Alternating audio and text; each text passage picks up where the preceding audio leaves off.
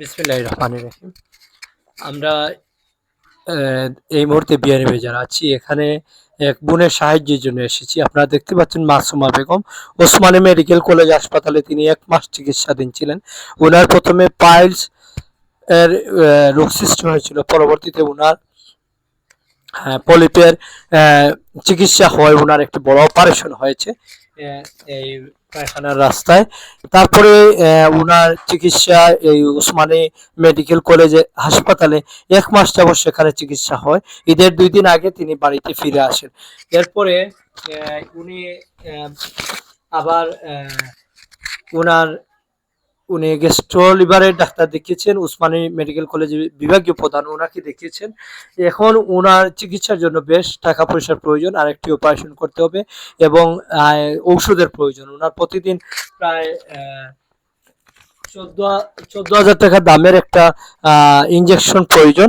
আমরা ওনার আরো কিছু কাগজ রয়েছে, এই ফাইল রয়েছে, চাইলে এই ফাইলে আমরা কাগজগুলো আমরা আবার দেখাবো। তার আগে আমরা ওনার বক্তব্য শুনবো যে কি থাকবো বোন, কি তো হয়েছে হোসেন, তোমার অসুস্থতা কিটা? আসসালামু আলাইকুম। আর একটু সামনে নাও। আসসালামু আলাইকুম। আমি আজ ৫ বছর থাকি আমি অসুস্থ। আমার স্বামী দিনমজুরি কাজ করে। ওরও দুনিয়ায় মা বাপ কেউ নাই, ভাই বোন কেউ নাই, এক মেয়ে ছাড়া আর আমি ছাড়া তার দুনিয়ায় কেউ নাই।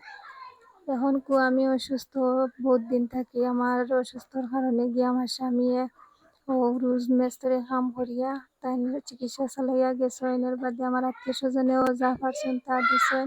আমার একটা অপারেশন হয়েছে রমজানের ২ দিন আগে একটা অপারেশন হয়েছে। আমার পেটে দিয়ে ব্যাগ লাগাই, টয়লেটের ব্যাগ লাগাই।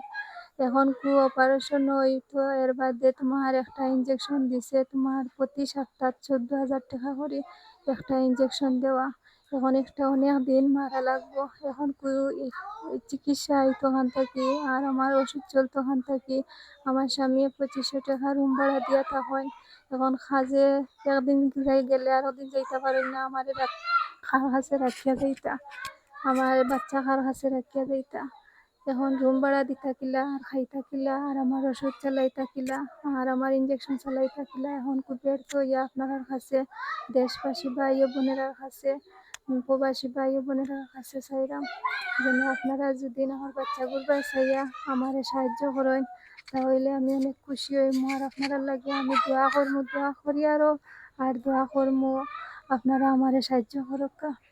বিদায় নিলাম। আমরা বোনের বক্তব্য আসসালামু শুনলাম। আসলে আলাইকুম। উনি খুবই অসহায় হয়ে পড়ছেন। উনার ১৪,০০০ টাকা দামের ইনজেকশন লাগে আর ঔষধপত্র লাগতেছে এবং আগামীতে আরেকটা অপারেশন লাগবে।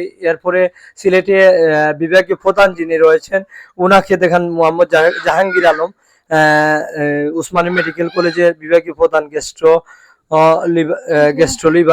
গ্যাস্ট্রোলজির বিভাগীয় প্রধান। যাই হোক, আরো উনি ডাক্তার দেখিয়েছেন, একটা অপারেশন করেছেন, আরো একটা অপারেশন, আরো ২টা অপারেশন লাগতে পারে উনার। একটা ব্যাগ খুলবে, টয়লেটের রাস্তা দিয়ে টয়লেট হচ্ছে না, আলাদা ব্যবস্থা করে দিছে উনার, টয়লেট আলাদা ব্যবস্থা করে দিচ্ছেন। এরপরে উনার লিভারে ইনফেকশন হয়ে গেছে, লিভারের সমস্যা আছে, লিভারের জন্য অপারেশন লাগবে। তো উনারা ডাক্তারের শরণাপন্ন হয়েছেন, কিন্তু টাকার দরকার এই মুহূর্তে, অনেক টাকার দরকার। আপনারা যদি পারেন, এই অসহায় হয়ে পড়া উনার স্বামী কিন্তু তেমন একটা দিন মজুর মানুষ, উনি তেমন একটা টাকা পয়সা এখন পারতেছেন না বহন করতে। আগে করেছেন, বিগত দিনে তিনি ওনার যা ছিল সবকিছু দিয়ে করেছেন এবং মাসুমা বেগম ওনার আত্মীয় স্বজন সবাই সহযোগিতা করেছেন, কিন্তু অপারগ এখন ওনারা সাহায্য সহযোগিতার জন্য বিয়ানীবাজার বাসী এবং সিলেটবাসীর কাছে, সারা সিলেটের মানুষের কাছে সাহায্য সহযোগিতা চেয়েছেন। যেহেতু বিয়ানীবাজারের প্রবাসী বেশি সামর্থ্যবান মানুষ রয়েছেন, আপনারা চাইলে এই বোনের জন্য, আপনার সহযোগিতার জন্য এগিয়ে আসতে পারেন। ওনার অনেক কাগজগুলো রয়েছে, আমরা দেখেছি, আবারও আমরা দেখাচ্ছি, এখানে বেশ কাগজপত্র আছে। যেমন উনি চিকিৎসার জন্য গিয়েছেন, এই যে উনার কাগজগুলো রয়েছে।